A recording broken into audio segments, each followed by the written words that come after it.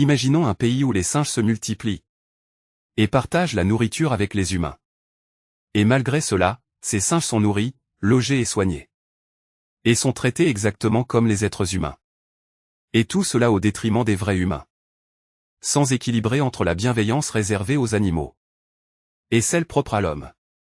Les singes ont proliféré et les humains ont considérablement décru. Serait cela un comportement moral? Et quel rapport cela a-t-il avec l'athéisme? Nous le saurons tout au long de cet épisode. Effets musicaux. L'athéisme et le monde des singes. Louange à Allah et que le salut soit sur son messager. Nous avons vu dans l'épisode précédent que le penchant naturel à la morale est un indice de l'existence d'Allah. Et que celui qui nie l'existence d'Allah perd tout fondement à la morale. Aujourd'hui, nous verrons que ce déni, à savoir cet athéisme, ne s'arrête pas là.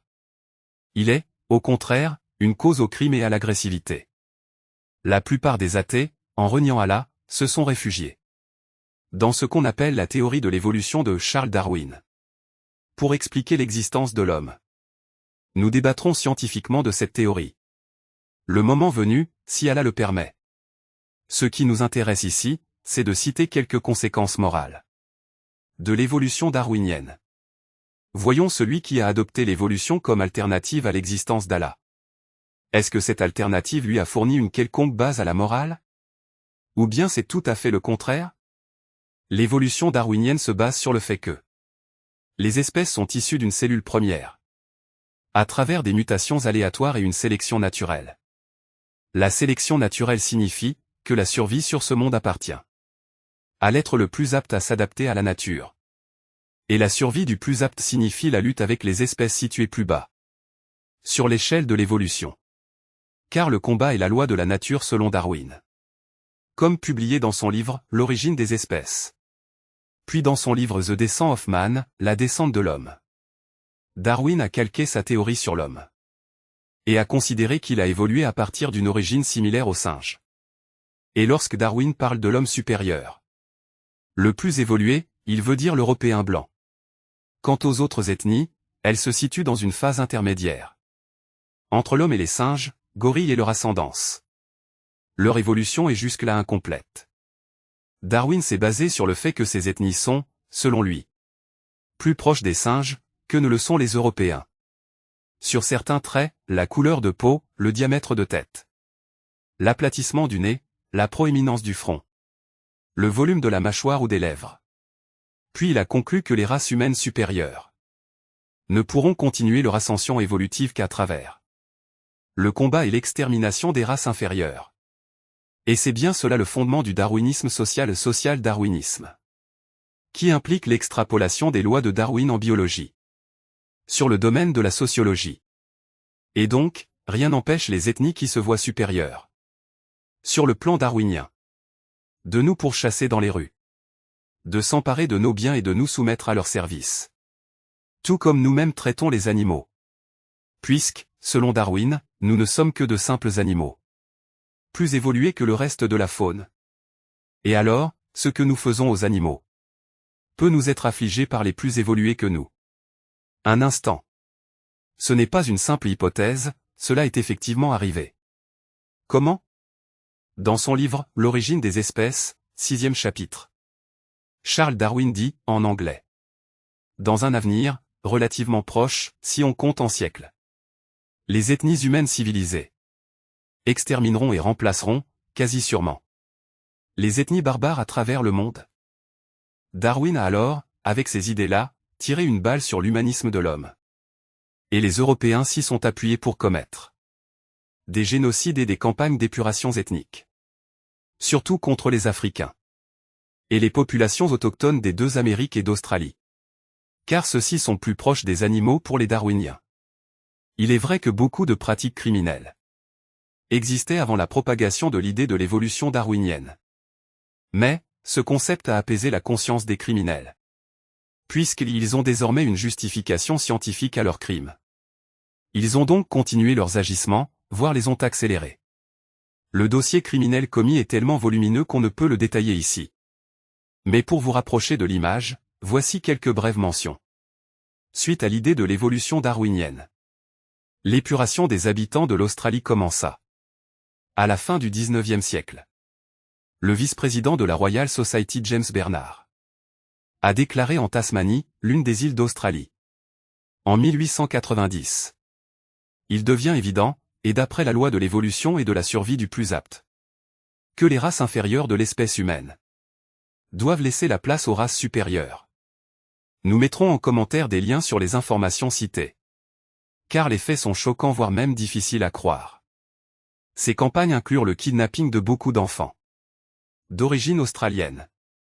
Une grande partie d'entre eux fut envoyée au Musée des sciences naturelles en Amérique et en Grande-Bretagne pour déterminer s'ils sont le maillon manquant dans la chaîne de l'évolution de l'animal vers l'homme. Le Premier ministre australien Kevin Rudd a présenté ses excuses aux générations volées, il y a seulement 9 ans.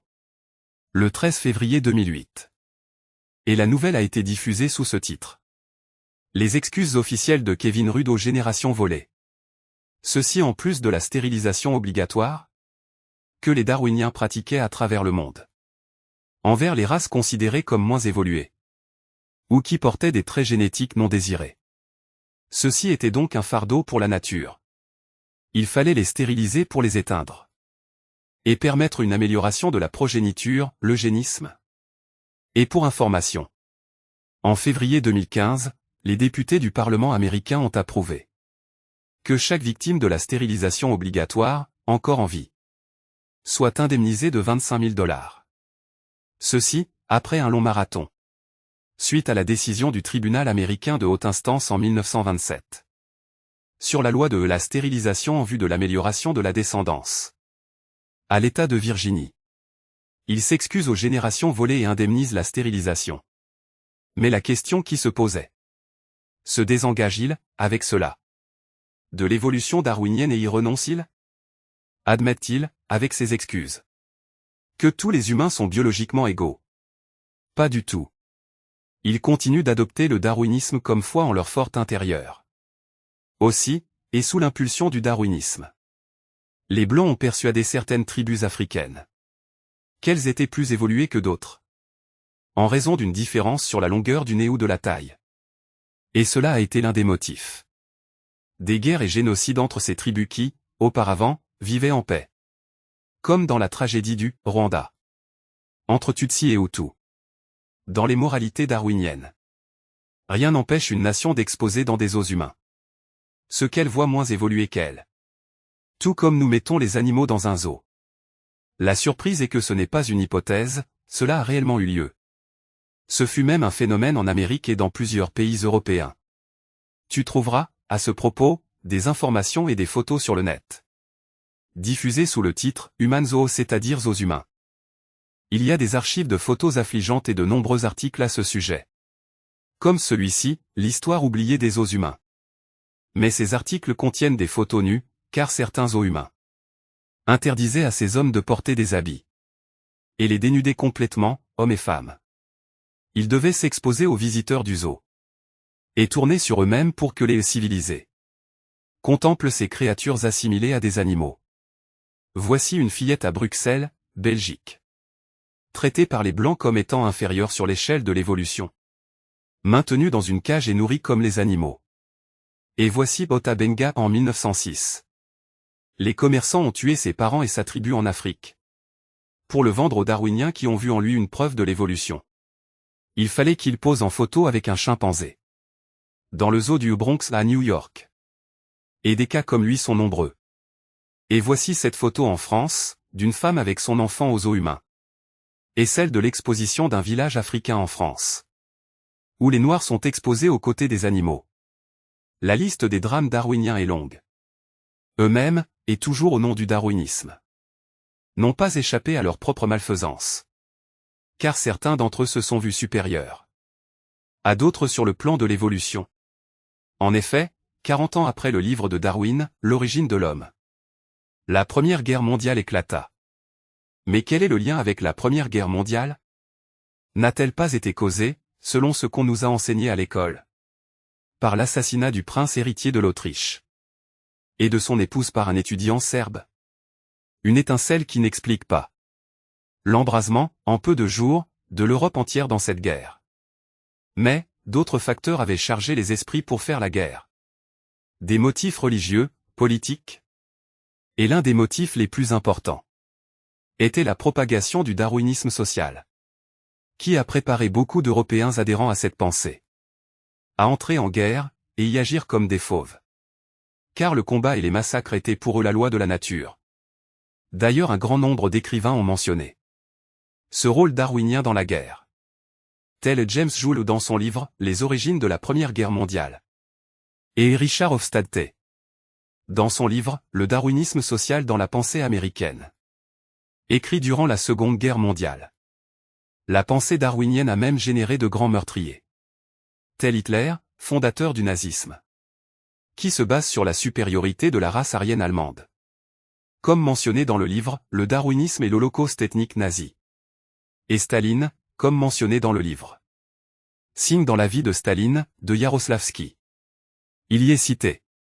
Très jeune, et pendant qu'il était encore étudiant à l'école de l'Église, le camarade Staline a développé l'esprit critique et les sentiments révolutionnaires, en commençant à lire à Darwin, et il en devint athée.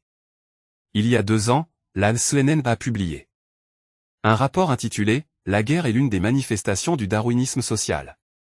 Ce rapport conclut que lorsque le darwinisme social joue dans la jungle de la politique internationale, les guerres sont alors imminentes. Ici l'athée te dira. Il y a en revanche d'innombrables guerres motivées par la religion.